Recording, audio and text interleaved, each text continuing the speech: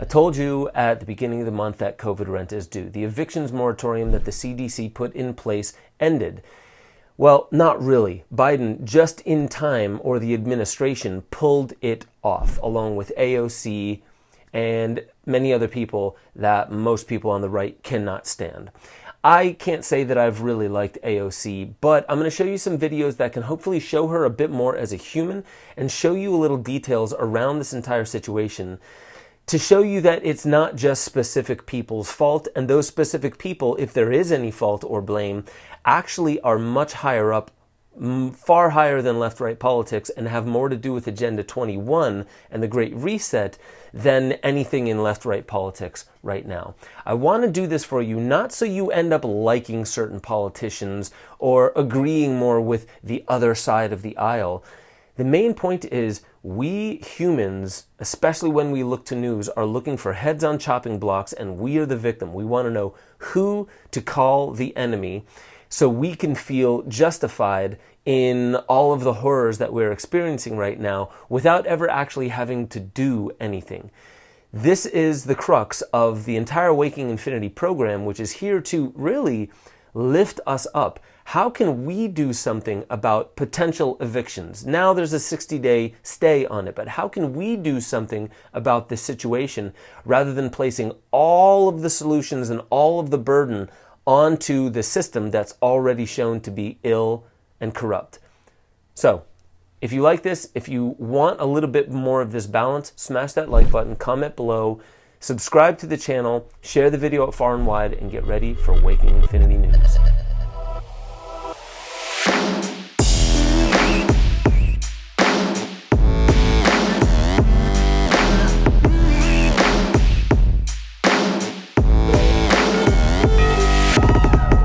Welcome back to Waking Infinity News. I'm your host, Ben Joseph Stewart.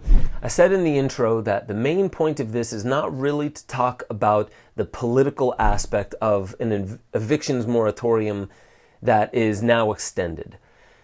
I told this entire story at the beginning of August, and really it's a very tricky situation. And I think it's tricky on purpose, but I won't even go into that blame game. I will explain what I'm talking about there, but the trickiness of the situation is, let's just say everything is legit on the surface of the whole COVID-19 pandemic, and the economic thing wasn't anyone's fault. It wasn't a plan, it wasn't an agenda, that all of this just happened unfortunately, and we're trying to pick up the pieces. For renters, the biggest issue is that these renters had a hardship. Not because of them, their employers laid them off, or their income was affected somehow due to the pandemic, and all of a sudden they can't pay rent anymore. The landlords are put out by this because now they need assistance from the government to make up for all of what the renters could not pay in. So this instantly puts landlords who initially just took care of their own problems temporarily on the tit of the nanny state.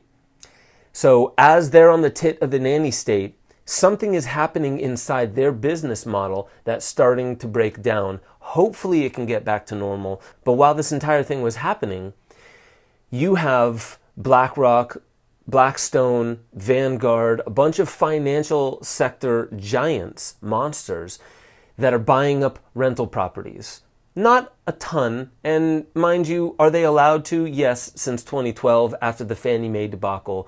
But to me, if you haven't heard me talk about the fourth turning, if you haven't heard me talk about Agenda 21, then you're not going to understand how everything that has happened over the past 2 years has been a demolition state for everyone else's plans except Agenda 21, the World Economic Forum with the Great Reset, and the financial class turning everything from shareholder capitalism into stakeholder capitalism.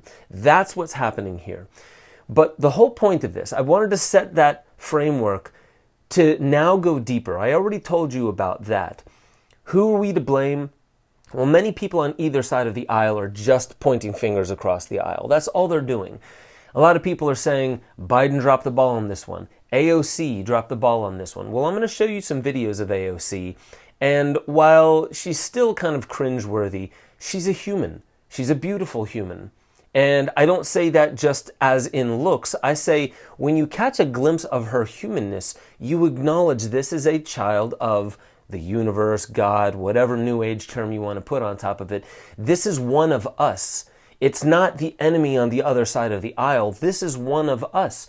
And I'm going to show you some videos, especially a speech that she gave, that shows that she was actually putting effort into this a month and a half ahead of time. It wasn't a last minute thing.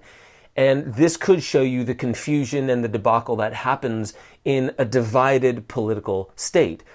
Because I watch the news and I watch so many people that just point fingers at individuals on the other side of the aisle, saying that AOC is this, Donald Trump was that, Joe Biden is this, Nancy Pelosi is that. It's a lot of finger pointing, and it's a lot of, look, I can identify the enemy.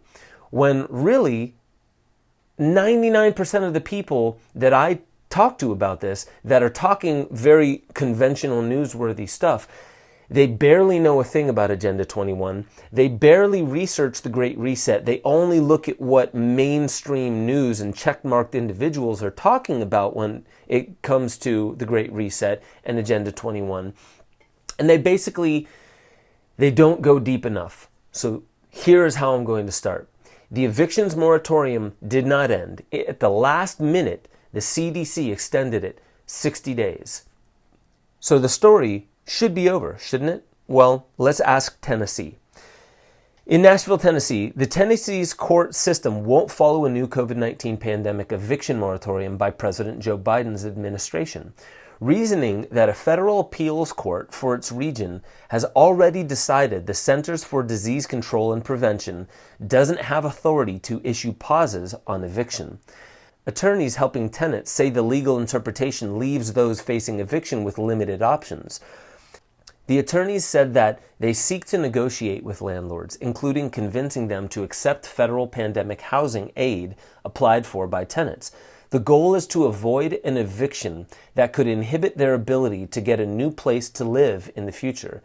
It's a lot of tenants who are being surprised, said Zach Oswald, managing attorney with legal aid in the Nashville region. They hear national news that the eviction moratorium is in place or back in place, and they don't realize that it doesn't apply to Tennessee. I live in Tennessee. This isn't a situation that I am particularly struggling with. However, this is a state where I could be seeing this in my own community. I could actually be in the center of a hub where I'm seeing a lot of exactly what we're talking about here, where the evictions moratorium does not apply to Tennessee. This is very interesting. So what I do want to say is, first and foremost, I, as a community member in this area where the evictions moratorium is not actually going to hold up and people still might get evicted, what can I do as a community member to potentially lend some support? It's very difficult to know what I can do other than housing people in my office or something like that. But as a community, there's got to be something that we can do and at least try. There is something good about at least trying and seeing what we could do, because if we don't try just thinking, well, there's nothing I could do, then we're absolutely right. And we haven't even made the effort for fellow community members that could be next door or right down the street from me. So what I want to do is I want to show you a speech that AOC just gave about the evictions moratorium. Everybody knew this was coming. Yes. We were sounding the alarm about this issue. The court order was not yesterday. The court order was not Monday. The court order was about a month ago. We had financial services hearings about it. Members were bringing alarm to the administration about it. There have been public statements about it, asking for all of us, White House and Congress, to move on this sooner. The fact that this statement came out just yesterday is unacceptable. It is unacceptable. I want to make that very clear, because the excuses that we've been hearing about it, I do not accept them. But secondly, what we have here, and when we have members within our own caucus threatening to go on vacation and imperiling the lives of millions of people, is unacceptable. There you see AOC saying that they were trying to get this extension a month and a half ahead of time. They too were disappointed that the House went on vacation just as the moratorium was ending. And, well, here's another thing showing that AOC is a human. All these people dancing, and not one of them could teach me how to Dougie. But, that's small potatoes next to the eviction moratorium story. Because going out and Dougieing on the street is not going to solve this problem. So the real thing that I want to impress upon everybody here is that this is a situation that, unless you see the higher elevated view of what's happening and how this doesn't look like it's chaos and pandemonium, but a very well meticulously laid out plan called Agenda 21, part of the Great Reset, a way of pushing people from shareholder capitalism into stakeholder capitalism, getting rid of the middle class, putting everybody under surveillance, blockchain identity. We hear it when it comes to the vaccines and the vaccine passports. Basically, all data is turning into surveillance. Your health data, your social media and phone and device data. All this data that we proliferate, not just from our devices and through our healthcare, but everything we ever buy, all that we do, places that we show up, public transport that we take, is all on the blockchain. Not saying that this is a terrible thing. Our data being on blockchain is not in and of itself terrible, but most people that understand this is happening, they still don't look beyond it to see how is it happening, who's pushing it in that direction. So if you do not know the group that gathers at Davos in Switzerland every single year, usually in January, for the World Economic Forum, and the people on Riker Island and Necker Island, or any of Alison McDowell's work that shows the specific who's who of Agenda 21, of the Great Reset, then you're really not doing your research and you're pointing fingers at people like AOC. Now, again, you don't have to like AOC. Everything she does could be very cringeworthy to you. But I hope that I at least showed that this is a human being that is trying. It seems so. It could be fake. It could be completely a story. But it seems to me that what I'm talking about as far as Agenda 21 and the Great Reset is above AOC's pay grade. It's not too far above her pay grade, but what it really is she is there to play the political game, not to be aware of what's happening right above it, but to play into the left-right divide. That's my thoughts. So, the last thing I want to tell you about this might be the first time, and I don't know if it's going to be successful because I read a bunch of stuff saying that it doesn't really fall into this category, but there are people that are saying, in the Supreme Court, the Third Amendment, we always hear about the First and the Second and other ones, but barely ever the Third. Actually, the Third Amendment has never been used in a Supreme Court ruling, ever. And that is that during a time of peace or a time of war, you cannot force people to house or quarter soldiers. This goes all the way back to the Revolutionary War, probably a little bit into the Civil War. But basically, as soldiers and even redcoats would come over and they would house themselves, they would quarter themselves in other people's houses, they would be allowed access by their own authority to the food in the house. They would go to taverns and they would take supplies for their militias so they could carry on. The Third Amendment does away with that. Now, it's kind of a loose observation to say that what's happening right now could fall under the Third Amendment because, yes, there are renters that are in the military. They're soldiers. They're being quartered during this time period, and they're being forced to be quartered, right? The landlords can't evict them. It's different, but it's the same in the sense that, yes, soldiers are being quartered at a time like right now, and they're not allowed to be kicked out. Now, they're not having access to people's refrigerators, right? They have to buy their own food, but they're not being kicked out. So again, I don't think this is the way it's going to go. I don't think this is going to be successful, using the Third Amendment to kick people out of houses. Nor do I feel that it would be the people in the military not able to pay their rent. So I don't think these soldiers are actually the demographic that would be creating the problem. And we're only hearing about the demographic that can pay their rent, but they're deciding not to. Perhaps that does include some soldiers. Perhaps, but perhaps not. The biggest point, the big conclusion that I want to get at here is, if you are involved in political debate, if you watch the news and you're getting involved in the political divide, in what people on the opposite side of the aisle are saying and doing, and it riles you up, if it does something to your nervous system, then just hear me out. Imagine that we're actually in a world far different than you have conceived of yet. You're just looking at the conventional reality. You're just looking at mainstream media news. You're just looking at the consensus of what most people are willing to look at and the topics most people are willing to talk about. Then there's fringe topics, and you don't like going there because you've just in your mind labeled all of that as being conspiracy. All of it as being, I don't buy it, I'm not going to look at it. And you haven't looked deep inside to potentially say, am I lying to myself? Is any of that true?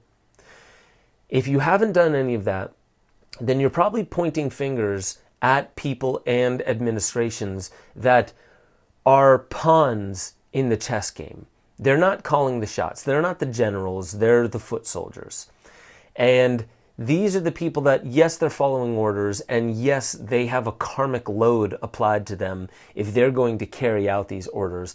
And that's not for us to make sure that they get their comeuppance, if you know what I mean. The real forces that we should be paying attention to, firstly, the priority should be, what can I do to make more harmony and to make more goodness apparent and evident in the world? What can I do in my community that just at least brings in a little bit more goodness? Am I doing that as much as or more than I'm pointing fingers and talking about all the stuff that I hate? That's what I see on social media. For the most part, when people see things they don't like, they allow their words to come out in a form of disgust. You're so powerful. Is that really how you want to use your power? To spread venom? To show your disgust? To bring other people into the words and the word magic that you create, that you post beneath other people's posts on social media? All these words that people get sucked into, turning into the dialogue that's going on in their own head? That's what you want to feed into? Come on. We're artists. And I know we have it in us to make that subtle change that we need to not use that kind of language, to not point fingers at people who really have very little to do with it. They're pawns. They're not the generals. And to use your voice every single time, on every single post, to every single person, including yourself when you're alone and just rambling in your head. Use your words like you know they're powerful, like you remember how powerful you are, how much of a creator you are. Remember that you are the most powerful and incredible, beautifully creative technology known to creation. We need to wield it. We need to stop forgetting that. We need to stop giving that power away and allowing ourselves to be a cog in the wheel of a system we don't understand that is highly sick and ready for change. The Great Reset may not be that bad of an idea if it weren't for the specifics of it. I could go for a Great Reset, but it's got to be greater than what's being pushed by the World Economic Forum, because that's another trap. To me, it's another trap.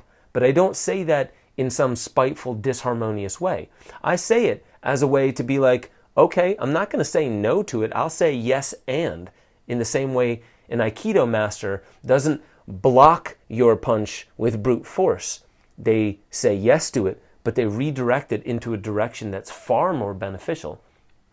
We could do that. And when it comes to people potentially being evicted, we have 60 more days to figure out what we can do to potentially support our community. I hope this reaches your heart. I hope that you can take this and actually do something in your own community. Pay it forward. Give some goodness. Give some compassion out. and stop worrying about other people and how you can point the finger at them and cause them to be the blame holders for all of the sickness and the illness and the sadness that's going on in the world.